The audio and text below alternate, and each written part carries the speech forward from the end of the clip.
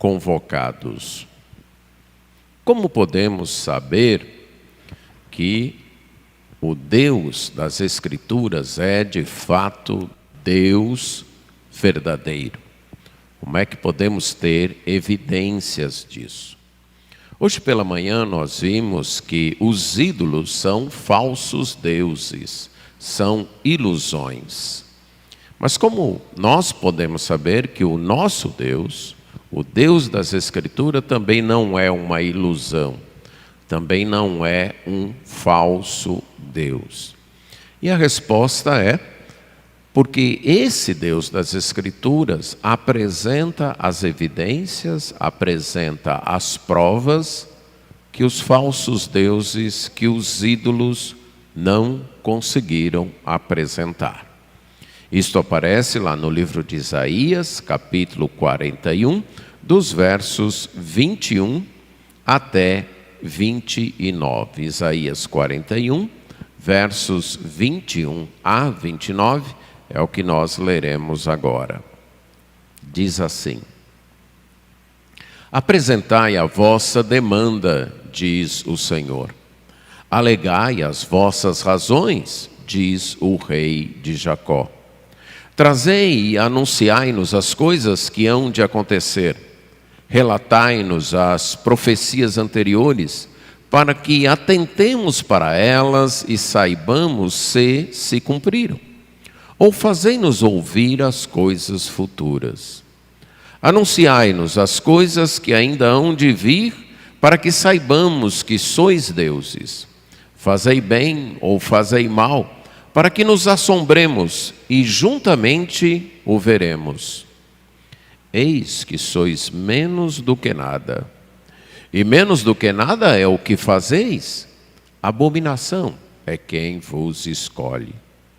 Do norte suscito um, e ele vem desde o nascimento do sol. E ele invocará o meu nome, pisará magistrados como lodo, e como o oleiro pisa o barro. Quem anunciou isso desde o princípio, a fim de que possamos saber, antecipadamente, para que digamos, é isso mesmo. Mas não há quem anuncie, nem tampouco quem manifeste, nem ainda quem ouça as vossas palavras. Eu sou o que primeiro disse a Sião, eis, ou ei-los aí, e a Jerusalém dou um mensageiro de boas novas. Quando eu olho, não há ninguém, nem mesmo entre eles há conselheiro a quem eu pergunte e me responda. Eis que todos são nada. As suas obras são coisa nenhuma. As suas imagens de fundição, vento e vácuo. Oremos. Senhor, mais uma vez na Tua presença, desta vez para suplicar Tua graça, iluminando nossa mente, para que compreendamos, amamos e obedeçamos a Tua palavra. Isso nós pedimos em nome de Jesus. Amém. Somente Deus é Deus verdadeiro. Somente o Deus das Escrituras é Deus verdadeiro. E nós vamos, com base nesse texto de Isaías, versos 25 a 29, apresentar 3 razões para isso. 3 razões, porque somente o Deus das Escrituras é Deus verdadeiro. Como já mencionamos, essa parte do livro escrita por Isaías, escrita aí em torno do ano 686, 700 a 686 a.C., mas escrita para uma geração, para um povo que viveria uns 150 anos depois, mais ou menos em 540, 530 antes de Cristo. E Isaías escreve para animá-los e exortá-los a continuar confiando única e exclusivamente em Deus. Esse texto é um desafio que Deus lança aos ídolos, que Deus lança aos falsos deuses. Ele já havia lançado um desafio às nações, no capítulo 41, versos 1 a 4, e agora ele lança um desafio aos ídolos, aos falsos deuses. E na primeira parte do desafio, ele disse: já que vocês reivindicam ser deuses, já que estes ídolos de vocês creem que eles são deuses, então eles devem provar que são deuses. E como é que eles vão provar que são deuses? Primeiro, eles têm que apresentar profecias que eles fizeram no passado e que agora estão se cumprindo. Então, se de fato eles são deuses, eles devem trazer para nós, trazer ao nosso conhecimento, profecias que eles falaram lá no passado, predições que eles disseram no passado e mostrar como essas predições estão se cumprindo agora. Segundo, eles precisam dar uma explicação coerente da história, uma explicação coerente dos fatos, mostrar por que o presente tem estes acontecimentos, por que estas coisas estão acontecendo hoje. Eles precisam então mostrar um ponto de vista ou uma cosmovisão que explique a história da humanidade, que explique a origem, como as coisas se desenvolveram e por que chegou ao ponto que chegou. Em terceiro lugar, eles precisam anunciar o futuro. Eles precisam agora avisar o que vai acontecer no futuro. E estes anúncios, estas profecias do futuro, têm que estar coerente com o que eles apresentaram da história. Tem que obedecer esse padrão que eles fizeram da história. E em quarto lugar, devem realizar alguma coisa, boa ou ruim, mas devem fazer alguma coisa que seja assombrosa, que seja extraordinária, que seja sobrenatural. Então, se são deuses, façam isso. E a razão da reivindicação divina, como nós falamos, é porque Deus de fato vive acima do tempo, Ele transcende o tempo, Ele transcende a história. E Ele tem controle do tempo e da história. Ele dirige o tempo e a história. Então isso é uma forte evidência de que é Deus, é o fato dele poder controlar, dirigir o tempo, dirigir a história, inclusive prevendo o que vai acontecer, porque ele controla todas as coisas. Os ídolos ficaram em silêncio, até porque não tem como fazer isso. E aí Deus deu o seu veredito: os ídolos são nada. O que eles fazem? Menos que nada. E aqueles que adoram são abomináveis. E aí vem a segunda parte, a segunda estrofe da fala de Isaías. E essa segunda estrofe, tal qual a primeira, também tem 3 partes. Na primeira estrofe, a primeira parte foi a convocação divina para este julgamento, para este confronto onde os deuses deveriam apresentar suas razões, apresentar suas provas, dar as evidências de suas reivindicações. Aqui na segunda parte, na segunda estrofe, a primeira parte é a ação divina, é Deus dando evidência, Deus dando a primeira evidência. Depois Deus dá uma segunda evidência, no verso 25 ele dá a primeira evidência, versos 26 a 28 ele dá a segunda evidência, e nessa segunda evidência ele faz um contraste com os falsos deuses, e o término, o verso 29, é o veredito que é semelhante ao verso 24, que é o final da primeira parte. E nessa primeira evidência que Deus dá, Ele mostra que somente Ele é Deus, porque somente Ele faz acontecer o futuro. Somente Deus dirige a história. Ele terminou aquela parte dizendo que os ídolos nada eram. E havia dito que se eles quisessem provar que eram deuses, que eles fizessem alguma coisa, que eles agissem. E Deus agora diz: agora eu ajo, eu faço. Vocês não conseguem fazer, mas eu faço. E ele diz o que ele está fazendo.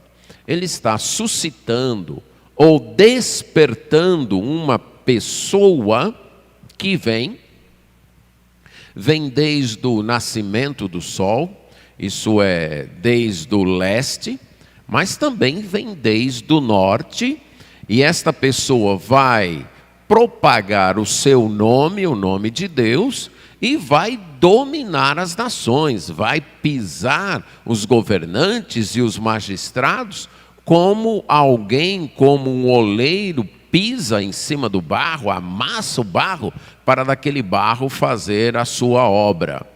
Então Deus está dizendo, eu estou levantando alguém do norte e do leste. E aí a gente pergunta, como é que pode ser do norte e do leste? A explicação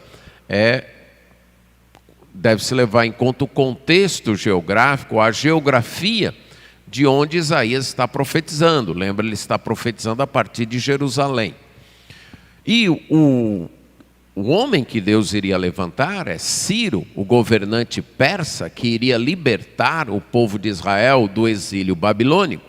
Esse governante procede do leste, procede da Pérsia, que ficava a leste de Jerusalém.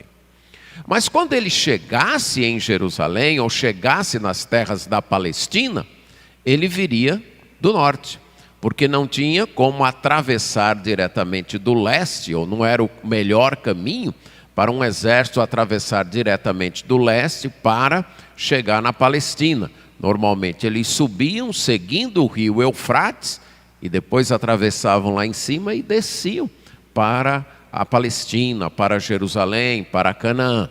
Então, ele surgiu do leste, mas ele chegaria em Canaã a partir do norte, a partir da rota do norte. E esse então é dito que ele proclamará o nome do Senhor. Como seria isso? Ciro era um rei pagão. Ciro não era um rei que cria em Deus. Ele era um rei lá da religião dos persas. Mas através de suas ações, ele iria proclamar o nome de Deus. Se você já leu o livro de Crônicas, o livro de Esdras, você viu que quando Ciro autorizou a reconstrução do templo, autorizou que os judeus pudessem sair lá da Babilônia, voltar para Jerusalém e reconstruir o templo, ele diz, eu estou fazendo isso porque o Deus dos céus me mandou fazer.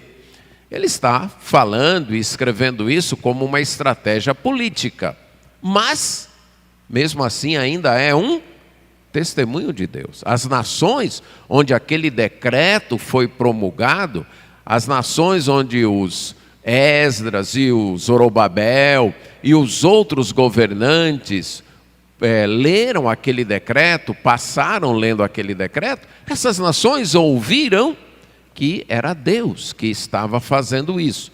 Então Ciro acabou proclamando com suas ações o nome de Deus. Por quê? Fez cumprir a profecia que Deus havia anunciado. Então ele também propagou o nome de Deus. E ele dominou reinos e governos, né? Ele saiu, ele invadiu e conquistou a Babilônia e acabou com o domínio, com o Império Babilônico, seguiu dominando outros reinos e avançando até a região da Ásia Menor, chegando também até o Egito e todas as nações da Palestina. Então ele dominou, de fato ele pisou, em termos de domínio, os reinos daquele tempo. Deus diz, fui eu quem despertei ele. É como se ele estivesse dormindo, e eu fui lá e falei, ei Ciro, você vai cumprir a minha ordem, você vai cumprir o meu plano, você vai servir para que o meu plano seja executado. Deus então está dizendo, eu faço acontecer a história. A história que se desenrola, os governos que se levantam ou que caem, eles se levantam e caem seguindo o meu plano, seguindo a minha ordem. Sou eu que desperto então esses governantes para que eles façam o que eles fazem. Deus é Deus e somente o Deus das Escrituras é Deus, porque somente Ele faz a história acontecer. Somente Ele faz os acontecimentos acontecer. Ele é o Rei sobre toda a terra. Ele é o Rei sobre todas as nações. Logo no início da leitura nós vimos que Ele se intitulou o Rei de Jacó. Mas Ele não é apenas o Rei de Jacó, Ele é o Rei de todo o mundo. Veja o Salmo 95. Salmo 95, verso 3. Salmo 95, 3 diz: porque o Senhor é o Deus supremo, é o grande rei acima de todos os deuses. O Senhor é o rei supremo. Ele é o governante de todo o universo. É Ele quem domina todas as coisas. O rei Nabucodonosor da Babilônia reconheceu isso e confessa isso no capítulo 4 de Daniel, que a Deus pertence todo o poder, que Ele dispõe dos governos da terra conforme a sua vontade. É Ele quem levanta e é Ele quem abate os reinos do mundo. Ele é um soberano sobre tudo. No Salmo 96, verso 10, também é dito: dizei entre as nações, reina o Senhor. Ele firmou o mundo para que não se abale e julga os povos com equidade. Deus reina, Deus domina o mundo. O mundo não está descontrolado, o mundo não está sem uma direção. Tudo o que ocorre no mundo está sob o controle, sob o domínio, sob o governo de Deus. No Salmo 97, verso 1, reina o Senhor, regozije-se a terra, alegrem-se as muitas ilhas. O Senhor reina, o Senhor governa. E no Salmo 98, verso 6, com trombetas e ao som de buzinas, exultai perante o Senhor que é rei. Sim, Deus é rei, Deus governa, Deus manda. Por isso, somente o Deus da Bíblia é Deus, porque somente Ele governa, somente Ele faz a história acontecer. A história é o desenrolar do plano de Deus. A história é a galeria no tempo e no espaço, na qual Deus expõe o seu plano, Deus expõe a sua obra. O livro de Isaías é enfático nisso. Se você está lembrado, quando o profeta Isaías falava do Império Assírio, ele mencionou isso, que o Império Assírio havia sido levantado por Deus para servir de juízo, para executar o seu juízo sobre as nações rebeldes. Embora o rei assírio achasse que não, achasse que era o poder dele, mas era Deus o usando, e a linguagem até usando como se fosse uma vara, um cajado para punir, para bater nas outras nações. Mas era Deus que estava dirigindo, Deus que estava controlando toda a história. O próprio rei Nabucodonosor, que veio depois, Daniel capítulo 1, é dito que aquele rei conquistou Jerusalém porque Deus entregou nas mãos, porque Deus assim permitiu, foi Deus que assim fez.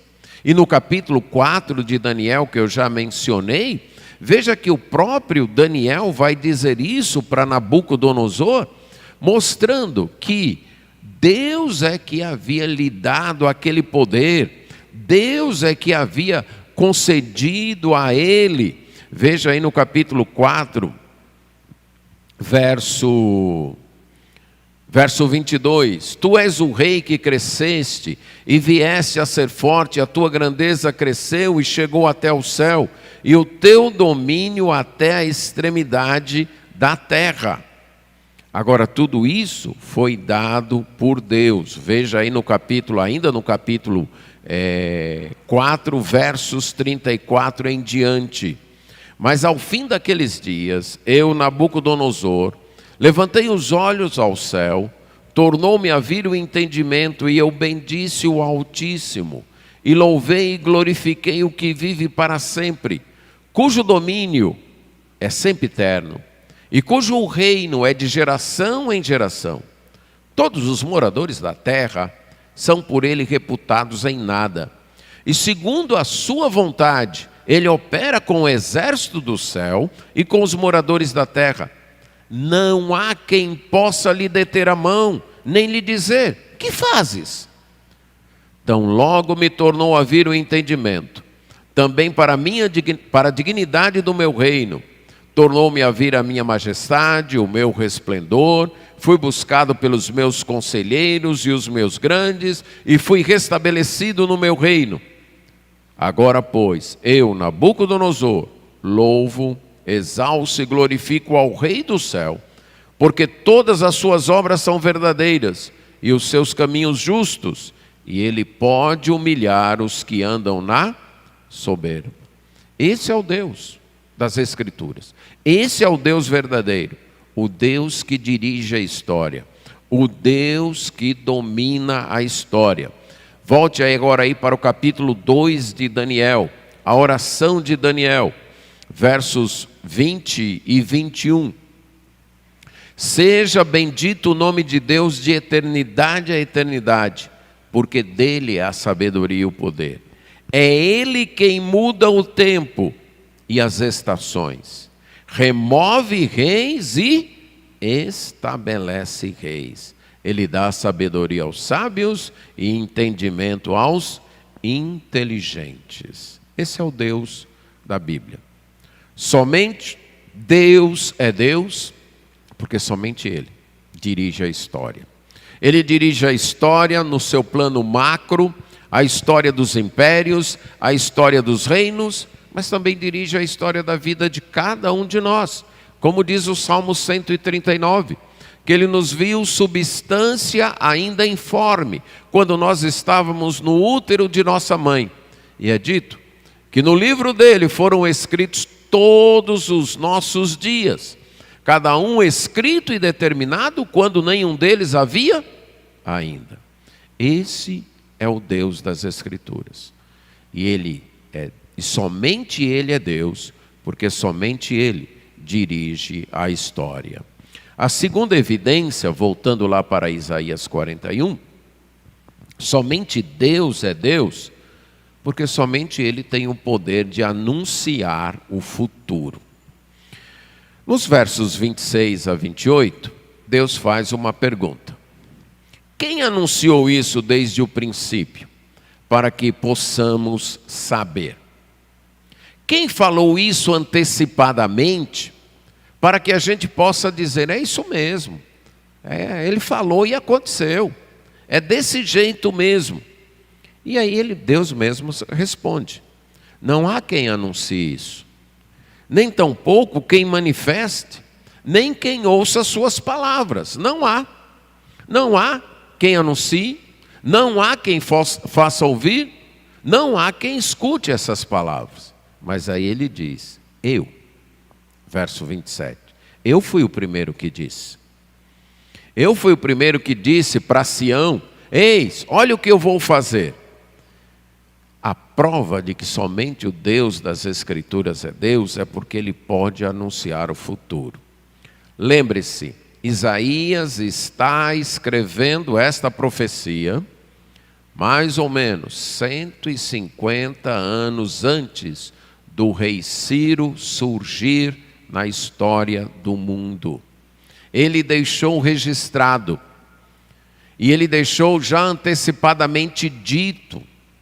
Deus despertou, e usa um tempo verbal do passado que é chamado de passado profético. Isso é, o profeta está anunciando algo no futuro, mas ele usa o tempo passado, porque ele tem tanta certeza de que aquilo vai se realizar, que ele anuncia como se já tivesse acontecido. Então Deus, 150 anos antes, através do profeta Isaías, estava escrevendo: eu despertei, eu levantei esta pessoa. Ele vem lá do leste, chega aqui pelo norte, domina todas as nações, domina todos os reinos e proclama o meu nome. Só Deus tem o poder de prever o futuro assim. Por isso que somente Deus é Deus. duas evidências de que somente Deus é Deus: sua capacidade de dirigir a história e sua capacidade de prever o futuro e fazer acontecer o futuro. Uma vez, quando Deus estava dirigindo o povo de Israel no deserto, lá em Números capítulo 11, o povo reclamou muito porque queria comer carne. Estava insatisfeito porque só comia o maná e eles queriam comer carne.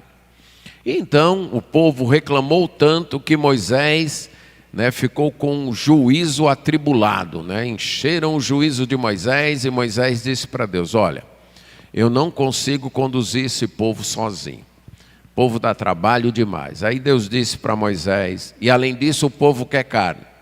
Aí Deus disse para Moisés: eu vou resolver os dois problemas. Primeiro Deus disse: olha, escolhe aí 70 líderes e eu vou tirar do espírito que você tem, que eu dei para você, e eu vou dar para estes líderes, e esses líderes vão te ajudar a administrar o povo. Aí depois, nos capítulo 11, versos 18 a 20, Deus diz: olha, e diz para o povo que eu vou dar carne para eles. Eles querem carne? Pois eu vou dar carne. Eles vão comer carne. E eles não vão comer carne um dia, nem 2, nem 5, nem 10, nem 20. Eles vão comer carne o mês inteiro, até sair pelo nariz, até que eles fiquem enfastiados. A ideia aqui, essa expressão até sair pelo nariz, eu acho que você, não sei se você já comeu muito de uma coisa só. E quando você come muito de uma coisa só e que a digestão não é feita tão rapidamente, a respiração que você solta cheira aquilo que você ingeriu, aquilo que você comeu, certo? Então quando Deus disse para o povo: olha, vão comer carne o mês inteiro. Talvez se ele chegasse para vocês e disserem: vocês vão comer carne o mês inteiro, você nem estranhasse, você já come carne todo dia, o mês inteiro, não é não? Certo? Mas no povo de Israel não era assim não, E deixa eu dizer para você que poucas nações do mundo comem carne assim, o tanto que nós aqui no Brasil comemos, viu? Porque é muito caro. E está ficando aqui também, Mas lá naquele tempo, menos ainda por uma razão: não tinha como guardar a carne. Se matasse um boi hoje, tinha que comer essa carne até amanhã. Por quê? Porque se deixasse para muitos dias, o que acontecia? Estragava. Então, não era assim um negócio que todo dia tinha carne, todo dia tinha carne. Então eles comiam carne em ocasiões especiais. Por exemplo, o povo de Israel, quando ia oferecer um sacrifício no templo, aí preparava lá ou o novilho, ou o bezerro, ou a ovelha, ou o bode, aí então eles poderiam comer carne. Mas quando Deus diz então: vocês vão comer carne um mês inteiro, aquilo foi um negócio assim fantástico, mas Deus diz: vão comer carne até enjoar, até a respiração ficar cheirando a carne.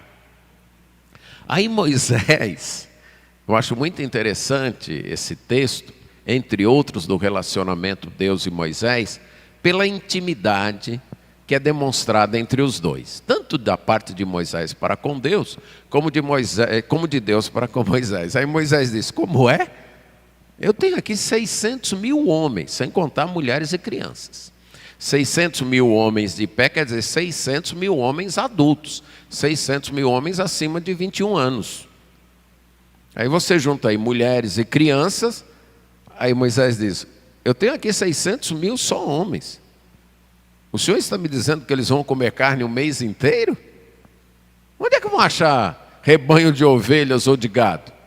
Ou o senhor vai juntar os peixes do mar tudinho e dar de comer para eles? Versos 21 e 22. Moisés está assim: como é? O senhor só pode estar brincando. O senhor vai fazer esse povo comer carne, esse povo todo aqui comer carne um mês inteiro? O senhor só pode estar brincando. E Deus responde para Moisés: como é? Como é, digo eu. Você acha que a minha mão se encurtou? Você acha que o meu poder ficou pequeno? Agora mesmo você vai ver se a minha palavra vai se cumprir ou não. Pronto. Esse é o Deus. Isso é Deus. Ele anuncia um fato extraordinário para o futuro e ele faz cumprir. E se você conhece a história, você viu como é que Deus fez cumprir. Não foi nem matando o rebanho de ovelhas, nem matando o rebanho de gados, nem ajuntando os peixes do mar. Foi como? Trazendo avoantes, uma multidão de avoantes, e aquele povo sim teve carne para comer o mês inteiro, até enjoar, até, como diz, sair pelo nariz. Pronto, isso é uma evidência de que Deus é Deus. Ele anuncia algo extraordinário, algo impossível aos olhos humanos, e ele faz cumprir. Ele faz valer a sua palavra. Quem pode fazer isso senão Deus? Somente Deus, não tem outro. Como é que dirige um bando, milhões de avoantes, para sustentar aí mais de 2 milhões de pessoas um mês inteiro de carne? Só pode ser Deus. Aqui é um dos exemplos selecionados, entre tantos nas Escrituras, que comprovam que Deus está dizendo através de Isaías. Eu anuncio o que vai acontecer e eu faço acontecer. Então eu estou anunciando que vai surgir um rei que vai libertar o meu povo, e isso vai acontecer porque sou eu que vou fazer.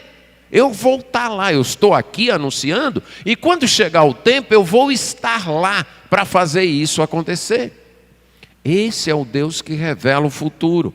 Volte para Daniel, capítulo 10, verso 14, que através de um enviado de Deus, de um anjo, estas palavras são ditas a Daniel: agora vim para fazer-te entender o que há de suceder ao teu povo nos últimos dias, porque a visão se refere a dias ainda distantes.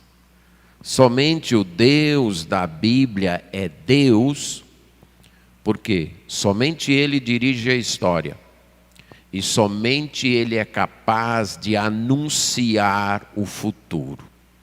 Ninguém mais é capaz disso. E como eu expliquei de manhã, não é capaz por quê?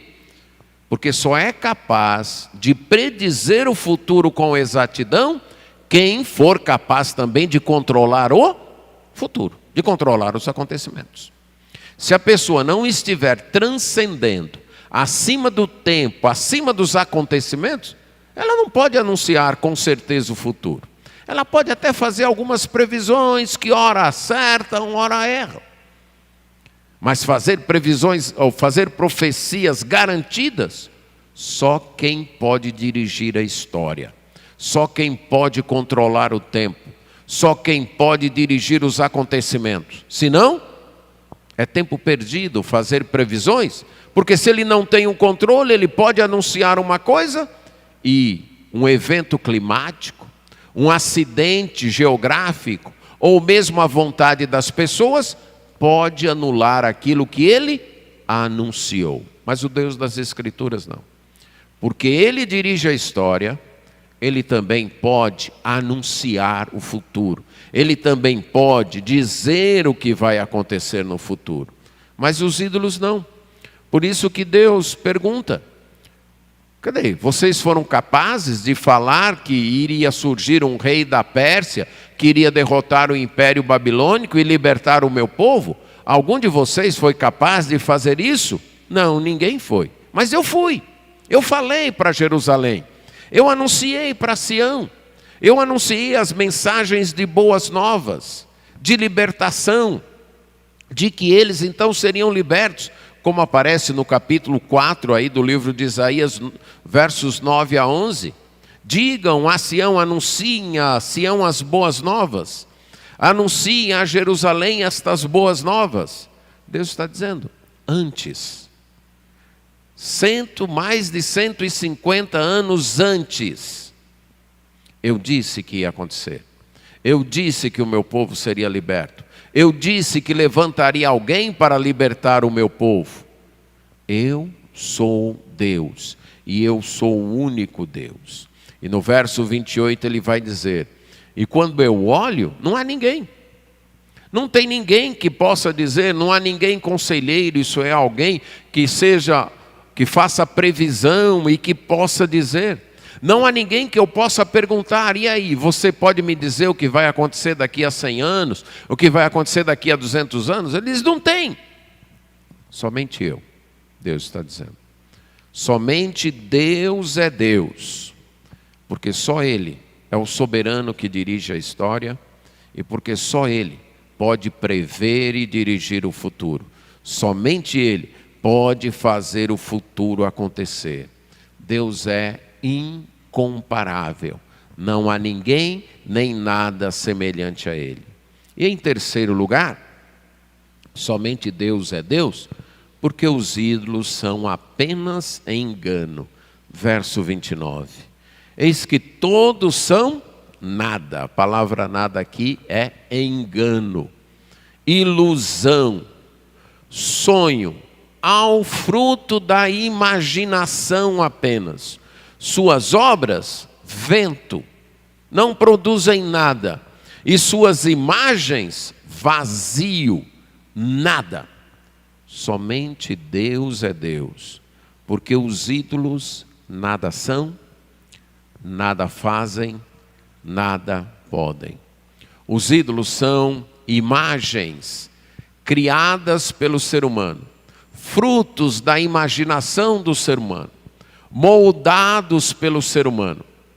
O ser humano pega o material, compra o material, descobre o material, adquire o material. O ser humano é que molda aquele material na forma que ele bem entender, do jeito que ele quiser, do tamanho que ele quiser. E depois do ídolo feito, o ser humano é que coloca aquele ídolo onde ele quiser, do jeito que ele quiser. Como é que ele pode chamar isso de Deus? Como é que ele pode dizer que isso é Deus? Não é Deus. Somente Deus é Deus, porque os ídolos não são nada. Acreditar nos ídolos é acreditar no que em nada, é acreditar no vazio. Veja o que o apóstolo Paulo disse em 1 Coríntios, capítulo 8, verso 4.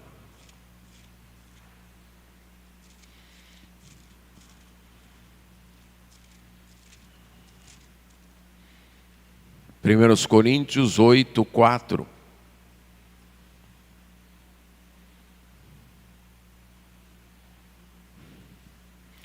No tocante à comida sacrificada a ídolos, sabemos que o ídolo de si mesmo nada é no mundo. E que não há senão um só Deus. O que Paulo está dizendo? O ídolo não é nada. Nada é. Só há um Deus. Então o ídolo não é nada. É uma ilusão. É um vazio. É fruto da imaginação do homem. Só isso. Acreditar em ídolos é trocar a verdade, colocando a mentira no seu lugar. Veja o que o próprio Paulo disse em Romanos capítulo 1, versos 18 a 21. 18 a 23. Romanos 1, 18 a 23. A ira de Deus se revela do céu contra toda a impiedade e perversão dos homens que detêm a verdade pela injustiça. A ideia é: tiram a verdade e colocam no lugar da verdade a injustiça. Por quê? Porque o que de Deus se pode conhecer, manifesto é entre eles. Porque Deus lhes manifestou. Porque os atributos invisíveis de Deus, o seu eterno poder, a sua própria divindade, claramente se reconhecem desde o princípio do mundo, sendo percebidos por meio das coisas que foram criadas. Tais homens são, por isso, indesculpáveis. Porquanto, tendo conhecimento de Deus, não o glorificaram como Deus, nem lhe deram graças. Antes, se tornaram nulos em seus próprios raciocínios, obscurecendo-lhes o coração insensato. inculcando-se por sábios, tornaram-se loucos e mudaram a glória do Deus incorruptível em semelhança de imagem de homem corruptível, bem como de aves, quadrúpedes e répteis.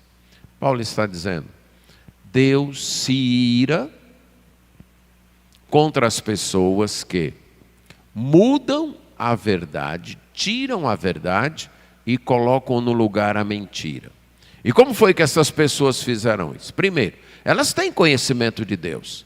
Elas podem saber da existência de Deus. Elas podem saber do eterno poder de Deus. Elas podem saber da divindade de Deus, porque Deus manifestou.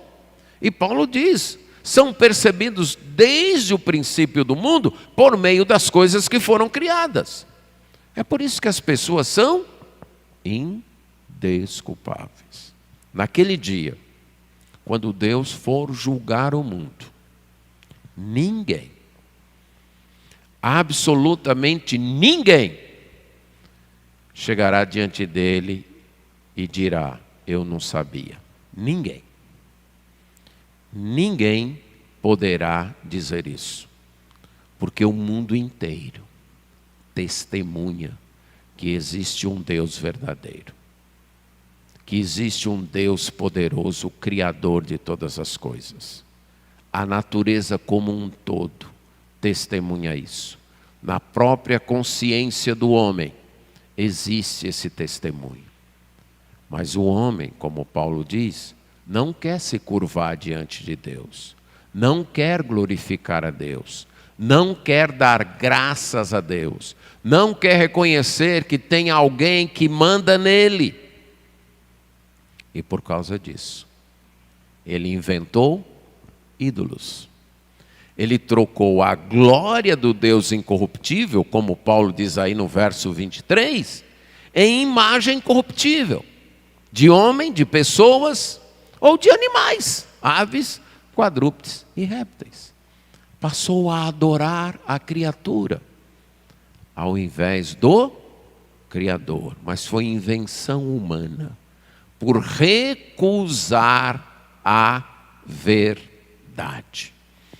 Então, quando, muito antes de Paulo, através de Isaías, Deus diz, olha, chamem aí os ídolos, vejam se eles são capazes de anunciar as coisas, de explicar a história, de mostrar profecias que se cumprem, de fazer acontecer bem ou mal, vejam. Porque se eles forem capazes disso, então eles são deuses. Mas não são. Os ídolos são nada, são vazio. Então Deus disse, agora eu sou. Somente eu sou Deus, porque sou eu que faço acontecer a história. Sou eu que anuncio o futuro. E porque os ídolos nada são. São vazio, são ilusões, são mentiras. Talvez você pense, essa palavra aí de Isaías não tem nada a ver comigo, porque eu não sou idólatra, eu não adoro ídolos. Há outro tipo de idolatria, a idolatria construção mental, a idolatria que eu construo um Deus na minha mente, conforme eu quero, e eu adoro esse Deus, e eu sigo esse Deus. Mesmo que você não tenha um ídolo de material, de gesso, de pedra, de prato, de qualquer coisa, mas se o Deus que você carrega na sua mente, se o Deus que você diz adorar, não reflete o Deus que se revelou nas Escrituras, você é idólatra. Se o Deus para quem você ora, se o Deus para quem você canta quando chega aqui, se o Deus que você diz servir, não é esse Deus soberano, que manda na história do mundo e na tua história, não é esse Deus capaz de prever o futuro, não é esse Deus santo e justo que pune o pecado, que se ira contra o pecador, mas que também ama e envia o seu Filho para pagar pelos pecados das pessoas. Se o Deus que você crê não é esse Deus, você é idólatra. Você crê numa ilusão. Você crê num nada também. Você crê num vazio. Esse segundo tipo de idolatria é mais perigoso do que o primeiro. Sabe por quê? Porque o primeiro é visível. É idolatria também, mas é visível. Você naquela pessoa é idólatra. E nesse segundo tipo de idolatria a gente pode se enganar. Achar que não é idólatra. E terminar sendo idólatra. Criando um Deus na nossa mente. E servindo a esse Deus. Vivendo de tal maneira que eu peco, mas esse Deus não se importa com o pecado. Esse Deus não leva o pecado a sério. Ou vivo ansioso e preocupado porque esse Deus que eu acredito não é o Deus que dirige a história. Ou não é o Deus que me ama. E assim por diante. Temos que examinar. À luz do que foi dito aqui por Isaías. Não temos ídolos externos. Mas será que não carregamos em nossa mente idolatrias de adorar um Deus que não é o Deus das Escrituras? De adorar um nada? De estar servindo uma ilusão? Somente Deus é Deus. Porque só Ele dirige a história. Só Ele é capaz de prever e fazer acontecer o futuro. E porque todos os outros ídolos não passam de ilusões. Amém.